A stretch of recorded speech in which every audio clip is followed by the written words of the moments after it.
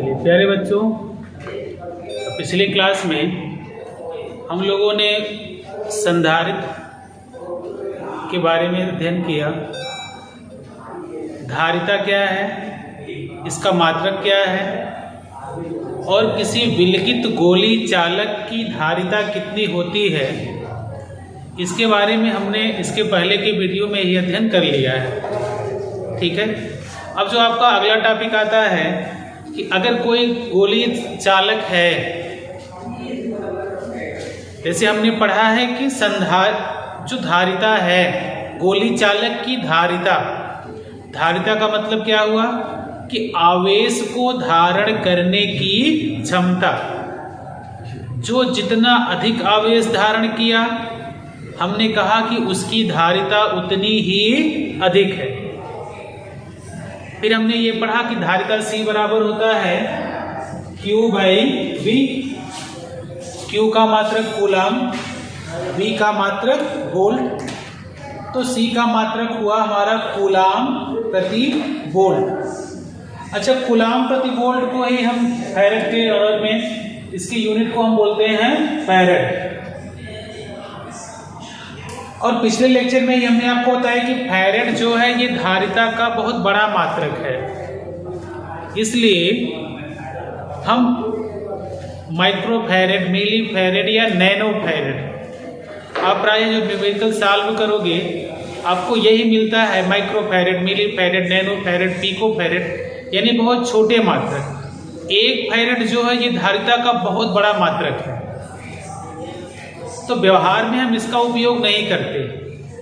ठीक है, जो अगला टॉपिक आपका है वो आपका है दो आवेशों को एक दूसरे जोड़ने पर आवेशों के पुनर्वितरण में।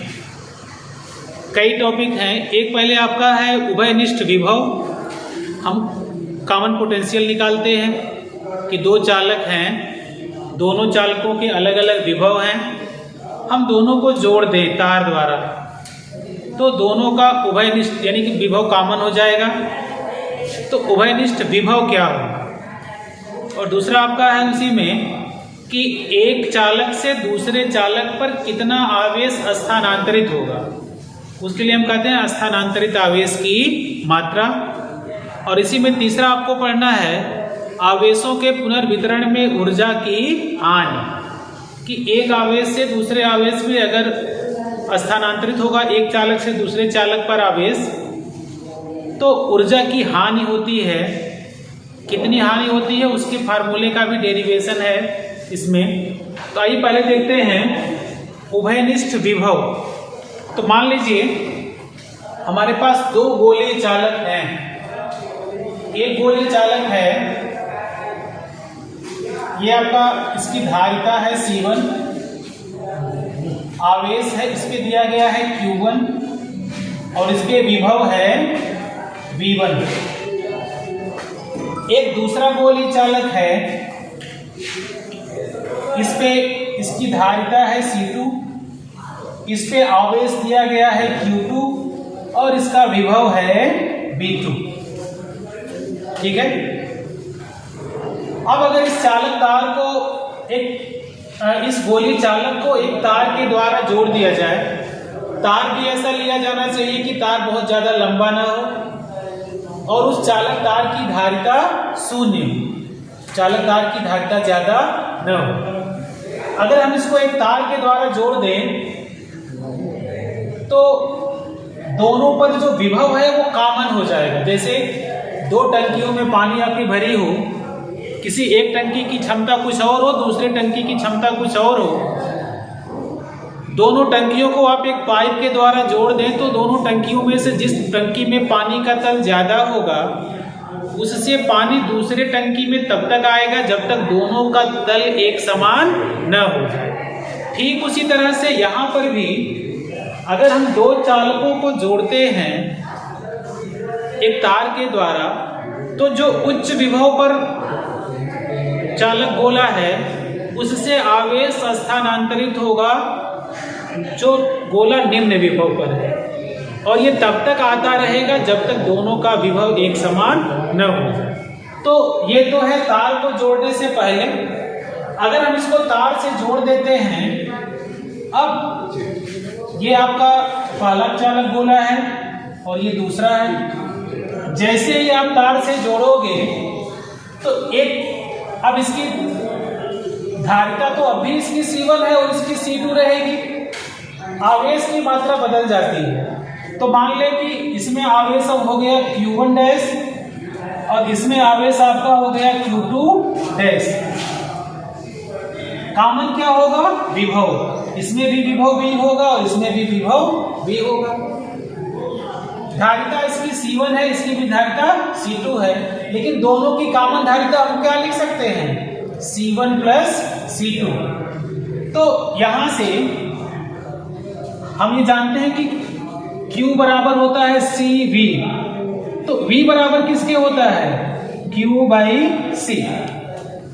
अच्छा, एक चालक से आवेश दूसरे चालक पे गया, लेकिन कुल आवेश का मान अभी भी क्या है? Q1 plus Q2। एक में कम हुआ, दूसरे में ज्यादा हो गया, लेकिन कुल आवेश का मान अभी भी क्या है? हम ये कह दें स्थानांतरण के पहले कुल आवेश कितना है? टोटल चार्ज है Q1 प्लस Q2। स्थानांतरण के बाद भी टोटल चार्ज कितना है? ये भी अभी भी कितना है? Q1 plus Q2। तो जो उभयनिष्ठ कॉमन पोटेंशियल आपका होगा, उभयनिष्ठ विभव, ये किसके बराबर होगा? ये हो जाएगा आपका टोटल चार्ज बाई, और ये आपका है टोटल कैपेसिटेंस। तो जो कॉमन पोटेंशियल आपका हो जाएगा V is equal to Q means total charge, यानी Q1 प्लस Q2। तो आप इसको लिख सकते हो Q1 प्लस Q2, और कुल धारिता कितनी हो गई? दोनों आपके संधारित्र अगर जुड़ गए तो दोनों की धारिता हो गई C1 प्लस C2। और Q1 किसके बराबर होगा? C1 V1, और Q2 किसके बराबर है? C2 V2। तो जो उभयनिष्ठ विभव V है, V आपका हो गया Q1 is equal to C1 V1 plus C2 V2 upon C1 plus C2। ये आपका कहलाता है कॉमन पोटेंशियल आपका चार्ज आइसोलेटेड ऑब्जेक्ट्स। ठीक है, इसके बाद आपको निकालना होता है इसमें उभयनिष्ठ विभव के बाद है स्थानांतरित आवेश की मात्रा। ये तो आपका कॉमन पोटेंशियल हो गया। अब आप ऐसे सोचिए, स्थानांतरित आवेश की मात्रा क्या होगी? हम किसी एक को ले लें, जैसे हम इसी की बात करें। पहले इस गोले पर आवेश था Q1, बाद में हो गया Q1 डैश। यहां हम अगर ये मान लें कि V1 is greater than V2, यानी कि V1 उच्च विभव पर है और दूसरा गोला V2 जो है वो निम्न विभव पर है। इसका मतलब आवेश स्थानांतरित कहां से कहां होगा? पहले चालक गोले से दूसरे चालक गोले पर। अब यहां से पहले तो आवेश था Q1 और बाद में आवेश हो गया Q1 डैश। तो अगर अब आपसे पूछा जाए स्थानांतरित आवेश की मात्रा, तो जो स्थानांतरित आवेश की मात्रा होगी, दूसरा आपका जो टॉपिक है स्थानांतरित आवेश की मात्रा। मान लीजिए हम उसको डेल्टा क्यू से रिप्रेजेंट करें, तो डेल्टा क्यू किसके बराबर हो जाएगा? Q माइनस Q डैश, यानी पहले जितना था Q1 माइनस Q1 डैश। पहले Q1 था, बाद में कितना हो गया? Q1 dash. अब अगर Q1 किसके बराबर है? Q1 बराबर है हमारा C1 V1 के, और Q1 डैश किसके बराबर हो गया? अब पहले तो धारिता तो इसकी अब भी C1 है और विभव कितना हो गया? V। तो ये हो गया C1 V1 minus C1 into V। यहां से आप C1 कॉमन ले सकते हो, क्या बचेगा? V1 माइनस V, और इसके पहले ही अभी आपने V1 का उभयनिष्ठ विभव V का मान निकाला है, तो ये हो जाएगा V1 minus C1 V1 plus C2 V2 upon C1 plus C2। तो इस तरह से हम निकाल सकते हैं स्थानांतरित आवेश की मात्रा। कि एक चालक गोले से दूसरे चालक गोले पर कितना आवेश स्थानांतरित हुआ।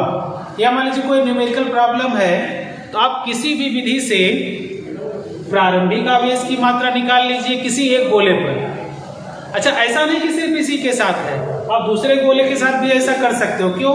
क्योंकि हम कहेंगे कि जितना एक चालक गोले से आवेश दूसरे पे आया है, अगर इससे इस पे आया है तो इस पे भी तो बढ़ जाएगा। हम Q2 माइनस Q2 से भी निकाल सकते हैं, हमको माइनस में मिलेगा, तब पता चलेगा कि नहीं इसकी संख्या में क्या हुई है, वृद्धि हुई है। ठीक है।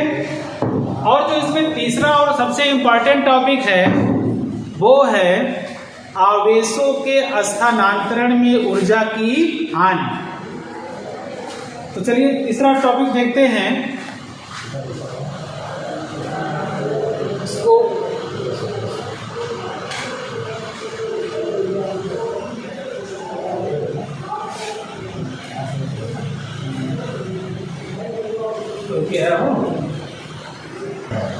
तीसरा टॉपिक है आवेशों के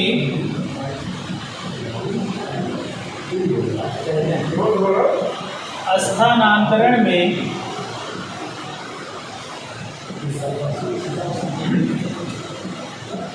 ऊर्जा की हानि। जैसे आपने दोनों चालकों को, जिसके पहले फिगर बना हुआ था, मान लीजिए कि आपके पास दो चालक हैं, वो सारी चीजें आपको फिर से लिखनी चाहिए। तो मान लीजिए कि आपके पास दो गोली चालक हैं, इस पर आवेश है Q1, धारिता है C1, विभव है V1।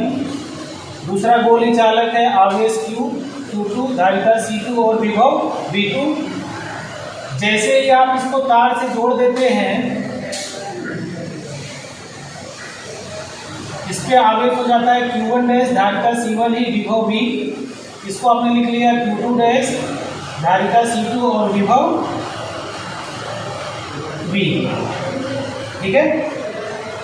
अब इसमें ऊर्जा की हानि जब निकालनी है तो हमको क्या करना है, पहले की ऊर्जा निकाल लें, जोड़ने के पूर्व ऊर्जा और जोड़ने के बाद की ऊर्जा। पहले की ऊर्जा को बाद की ऊर्जा से घटा दें। यदि प्राप्त राशि धनात्मक है तो हम कहेंगे कि ऊर्जा की हानि। ठीक है।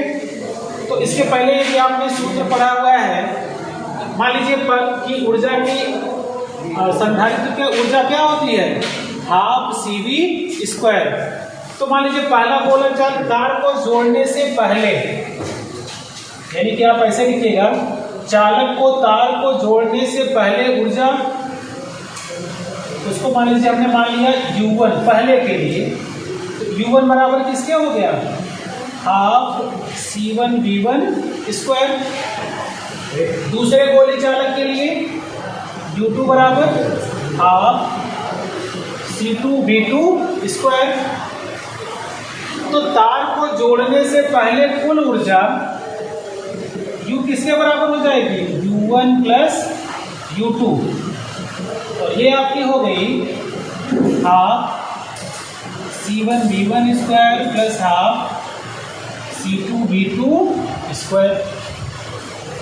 तो ये आपकी कुल ऊर्जा हो गई तार को जोड़ने से पहले। जब आपने इसको तार से जोड़ दिया, अब ऊर्जा कितनी हो जाएगी, मान लीजिए तब आपकी ऊर्जा हो गई U डैश। U डैश किसके बराबर है, फार्मूला हमारा वही है, हाफ CV²। तो अब यहाँ पे कुल धारिता कितनी हो गई, C1 प्लस C2। तो यहाँ पे हम क्या लिखेंगे, हाफ C1 प्लस C2 फिर V का स्क्वायर।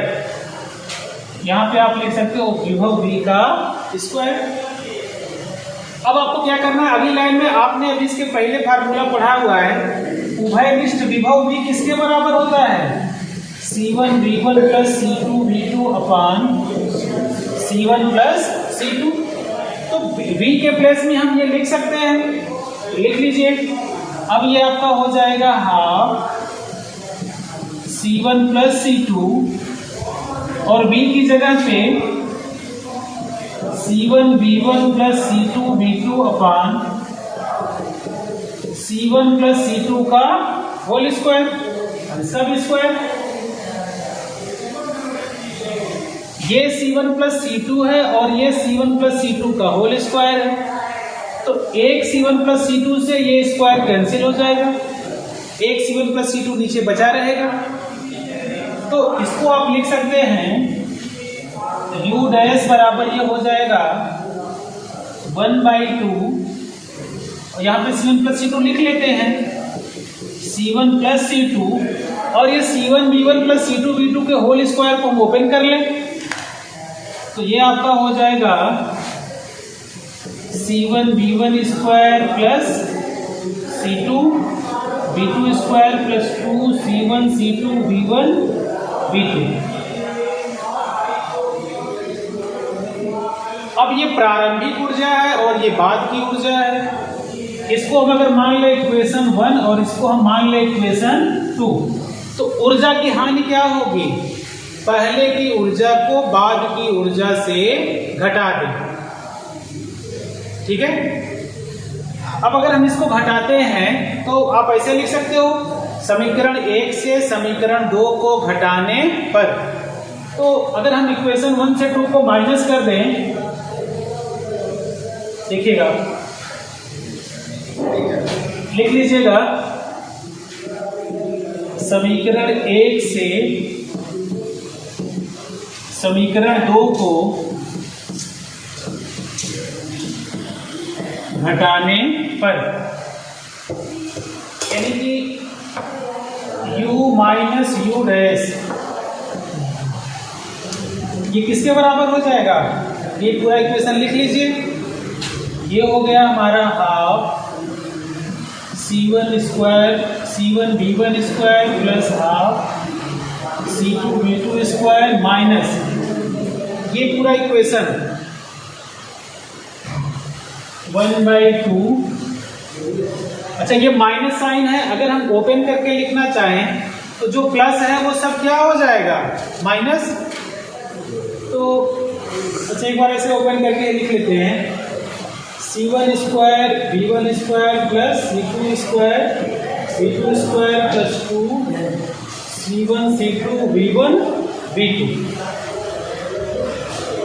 डिवाइडेड बाई यहाँ पे है C1 प्लस C2।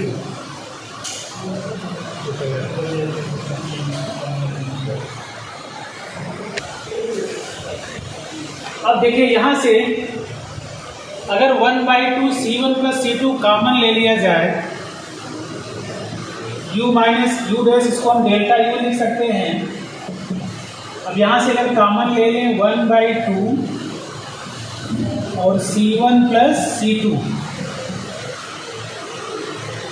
तो क्या हो जाएगा? अगर C1 प्लस C2 तो इसमें है नहीं, इसका मतलब इस ऊपर के इन दोनों में C1 प्लस C2 का गुणा कर दीजिए। एक बार C1 का दोनों में गुणा कर लिया जाए, फिर C2 का, तो ये क्या हो जाएगा? पहले C1 का अगर हम गुणा करें तो ये हो गया C1 square V1 square plus C1 का गुणा इसमें C1 C2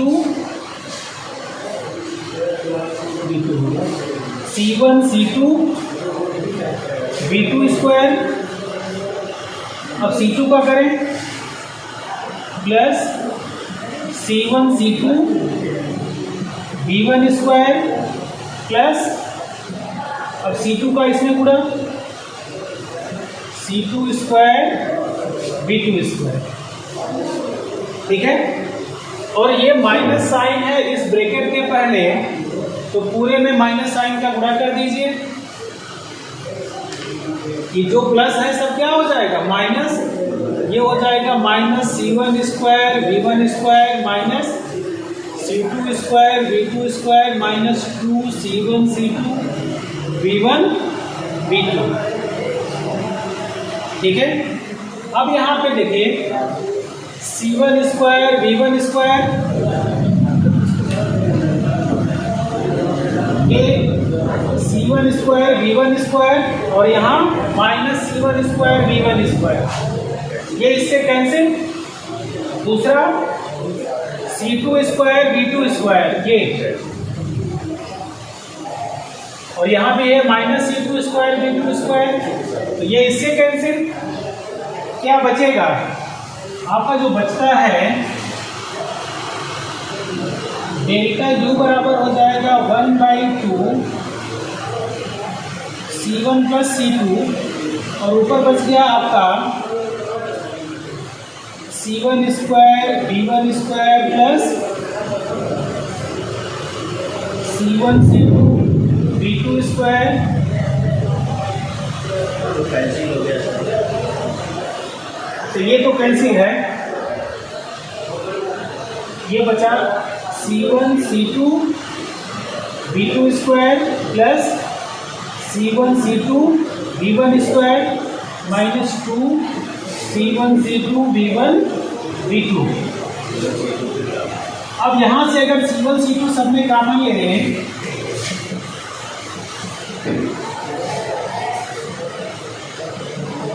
तो आपका बचेगा C1 C2 इसमें सब में है, C1 C2 कॉमन ले लें तो बचेगा V1 square plus V2 square minus 2 V1 V2, और ये आपका है V1 माइनस V2 का होल स्क्वायर।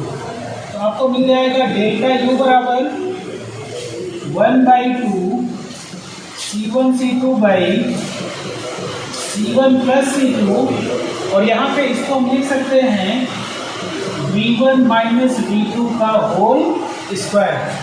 तो ये आपका फार्मूला हो गया दो संधारित्रों को जोड़ने पर ऊर्जा का मान। ठीक है, अब जो महत्वपूर्ण निष्कर्ष निकलता है इससे वो ये है, अगर इस सूत्र को आप ध्यान से देखें, धारिता ऋणात्मक नहीं हो सकती, कि कोई चालक है कुछ न कुछ तो आवेश धारण करेगा, धारिता ऋणात्मक होना संभव नहीं है।